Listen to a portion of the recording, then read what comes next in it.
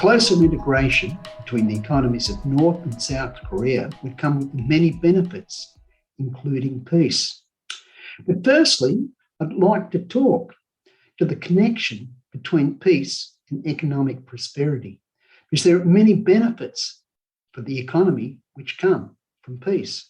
And also, better, stronger economies tend to generate more peace as well.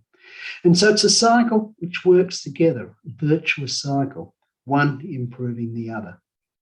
So let's just look at a few simple statistics.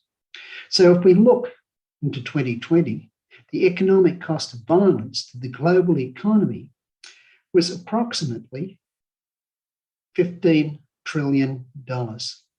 And that's about 13.6% of global GDP. And that's a fairly conservative number. Because at the Institute for Economics and Peace, we count what we can count. There's certainly other factors which have come with the cost of violence, which we can't count. Now, when we also look deeper into this relationship, what we find that countries which are high in positive peace, and also the countries that are improving in positive peace compared to those ones which are deteriorating, on average, they have 2% per annum higher GDP growth rates. Their inflation rates are lower, as is their interest rates. In fact, if we're looking at inflation, the volatility in countries which are deteriorating in peace compared to countries which are improving, it's 3 times greater. Foreign direct investment is twice as high. We also find that sovereign debt ratings also improve over time for countries that are higher in peace than countries which are lower. And so these are just some of the economic benefits, but there are a lot of other benefits which are statistically associated with peace too. We find that measures of well-being and happiness are higher. We find the performance and measures of ecological sustainability are also better. We find that measures of inclusion are stronger. We also find that countries which are higher in peace, and particularly positive peace, which is a form of peace, are much more resilient, better able to absorb shocks and better able to adapt, so future shocks won't have the same impact.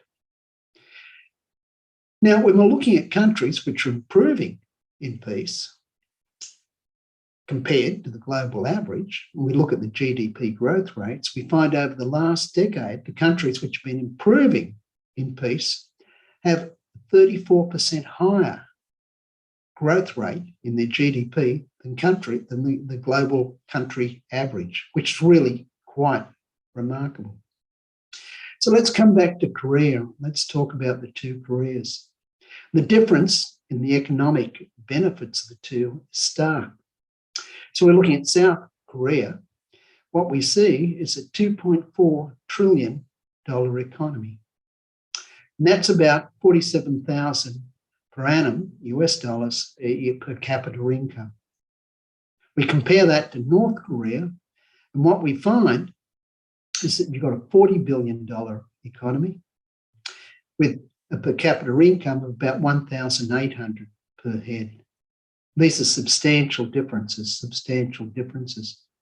If we come back and now look at what the economic costs are from the lack of peace, for North Korea, it literally is 31% of their GDP, compared to South Korea at 5% of its GDP.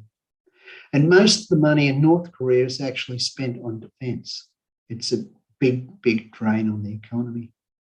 We're starting to look at the countries and we really want to start to improve. We need to take small steps towards integration or economic integration.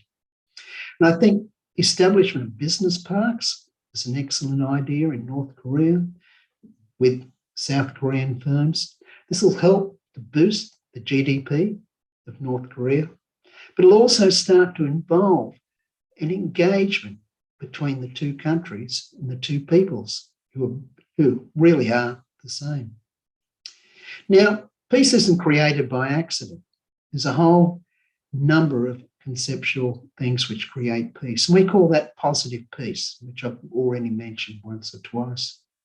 And it consists of 8 pillars. So they're things like well-functioning government, high levels of human capital, strong business environment, a equitable distribution of resources, free flow of information, acceptance of the rights of others, good relationships with neighbours.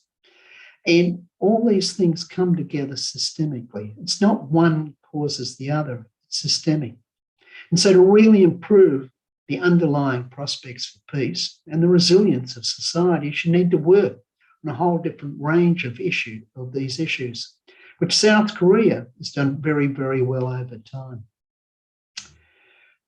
Finally, what I'd like to say is that both North and South Korea have an array of diplomatic relations. In fact, there'd be over 157 countries the two countries have diplomatic relationships with. So I call on these 157 countries to work together with North and South Korea to try and help them become better integrated economically. And it doesn't have to be great leaps and bounds. Small starts are always good. But with it, even small starts will come with an economic windfall for both nations.